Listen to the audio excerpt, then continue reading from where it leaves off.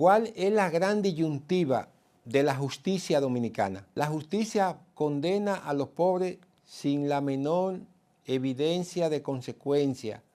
Van al tribunal y salen condenados. Cuando hay una persona que tiene X circunstancias, entiéndase, relaciones, o la parte económica, la justicia como que se le hace tan difícil llevar a cabo un proceso donde esta persona tenga consecuencias legales. Es el caso de la esposa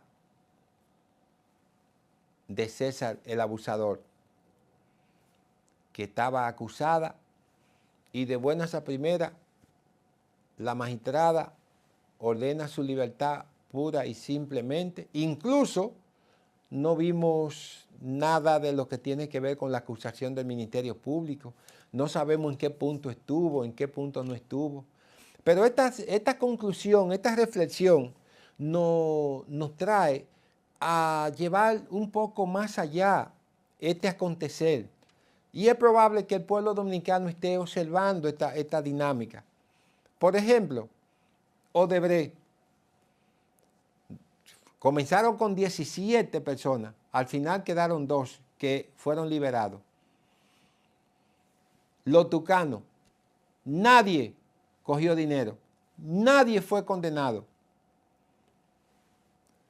La venta de los 3 brazos, nadie sabe nada y todas las acciones se cayeron. Y ahora vamos a los expedientes que están en curso. Vamos a tener la misma dinámica con esos procesos y el pueblo tendrá que ver los mismos resultados, porque a lo que se ve, a lo que se ventila, todo parece indicar que vamos caminando al mismo escenario. La justicia aquí no es para el que incumple y viola la ley. Por eso nosotros tenemos tanta dificultad y cuánta dinámica incoherente, violando las normas no del debido proceso, sino de la igualdad. Pueden observar cómo andan los senadores y los diputados por no cumplir con una disposición de la ley. Que esto tiene esta cosa, que esto tiene otra cosa. Y la ley, la Constitución de la República no establece el principio de igualdad. ¿Y hasta dónde vamos a llegar? ¿Qué va a decir la población? Este gobierno ya va para su 5º año. Ofertó sanción a la corrupción. Todavía no hay nadie sancionado.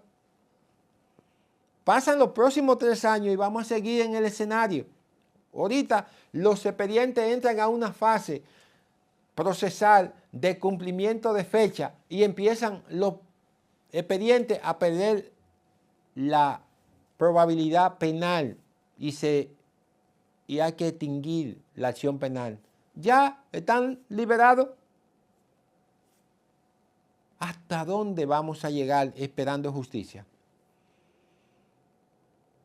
Es que hay un cúmulo de vertiente asociativa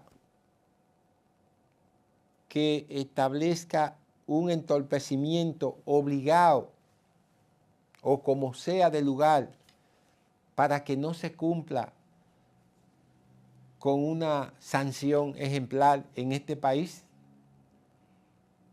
No, nos hemos quedado como rezagado, incluso comparado con Venezuela. Imagínense ustedes, comparado con Venezuela. En Venezuela no hubo sanción por el caso Odebrecht, tampoco en este país. Todos los demás países, incluida la muerte de un presidente, el suicidio, con un presidente bajo acusación. Aquí todo pasó sin pena y sin gloria. ¿Cómo vamos a avanzar?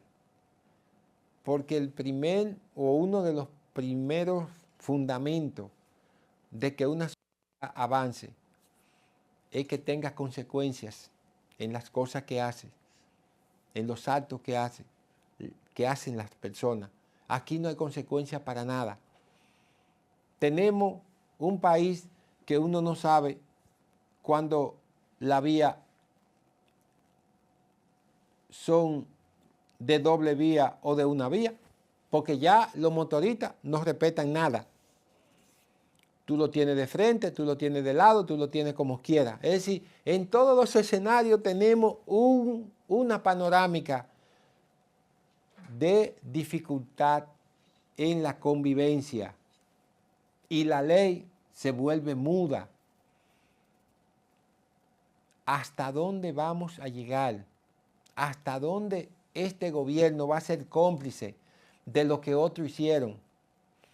Porque si no hay sanción, este gobierno pasará como cómplice del alboroto que hizo y de lo que no fue capaz de establecer como política de sanción, que llegó con ese discurso y todavía se mantiene con ese discurso. Porque apenas hace 2 semanas se firmó un pacto por la decencia y la transparencia. Pero en la práctica pasan 6 meses, pasa 1 año y nosotros observamos que eso se queda en la letra y no se moviliza más. ¿Quieren otro dato? La circunstancia del propio partido que teniendo una mayoría absoluta, ahora tiene que someterse a negociaciones. Recordarle una cosa a ustedes, el PRM es una transformación o una hechura del PRD, partido que nació en el año 1939 y produjo un presidente en el año de 1962 y así sucesivamente. Pero en tantos años, si los ponemos desde 1939, son casi 80, y si lo ponemos desde 1962, son casi 60. Todavía ese partido no puede definir una política frente al Estado dominicano. No hay instrumento que uno diga, el PRM concuerda con una serie de principios de la formulación de política de Estado. Y yo le voy a decir una cosa, el PRM tiene que ponerse los pantalones bien puestos para el 28, pero aquí se están viendo todas esas debilidades y hay que admitirlo, con el PLD no se veían, aunque solamente eran 2 los que cabalgaban, Leonel y Danilo. Está bien, nadie más pudo sacar la cabeza, bien. Pero yo entiendo que un partido que tenía un propósito, que viene de unas luchas estelares, que ya eso se perdió, pero que por lo menos definan un papel frente al Estado y el Estado va o van al Estado solamente con la procura individual y personal y no se coronan con una tesis de que se pueda establecer este partido tiene conocimiento de lo que es el Estado y ha funcionado mínimamente con esas características. Tienen todo ahora mismo en sus manos y no van a hacer nada, porque el interés particular le va a quitar el interés de la mayoría. Ojalá que esa modificación constitucional no se quede mocha. Es decir, que no cumpla su propósito, porque los intereses de ese partido y de esos miembros del partido son más intereses personales que los intereses propios del partido y del Estado y del país. Independientemente de que un diputado no salga, fortalecer la estructura política le conviene a todos, independientemente de que no queden. Pero ellos no lo piensan así. Ellos piensan, mi posición se va a disminuir la posibilidad de que yo quede fuera. Pero no van a fortalecer la estructura del Estado y vamos a tener siempre un Estado pobre, un Estado mínimo, un Estado que no tiene la capacidad de establecerse como debe de establecerse, sobre todo con las nuevas teorías y las nuevas versiones de lo que son los estados en el siglo XXI. ¿Por qué? Porque la tecnología ha modificado todo el comportamiento social, incluida el comportamiento del Estado. En nuestro caso, en nuestro país, el Estado todavía sigue siendo un aposento para yo cobijar mis intereses, mis ideales, mi propósito, mi proyecto, no para verlo en función de lo que es el Estado como elemento de ramificación social para la intervención de todos los sectores que están representados en ese Estado. Por eso aquí tenemos, y cualquiera lo ve, que hay 2 o 3 países. Hacia el este hay un país diferente a la República Dominicana. Aquí tenemos una zona metropolitana diferente a otros sectores. Cuando llegamos a Los Minas, cuando llegamos a Los Alcarrizos, cuando llegamos a Pantoja o a Villamella, tenemos otro país. Y así tenemos esa desubicación con una marginalidad que viene desde el Estado como instrumento, porque no se ha pretendido ni se ha querido entender esa fórmula integral del Estado. No, se ha querido disminuir en función de pequeños intereses. Y eso ha hecho y está haciendo de un Estado una fórmula cada día más pequeña en función de los miembros que cobija ese Estado socialmente hablando y socialmente como ciudadano.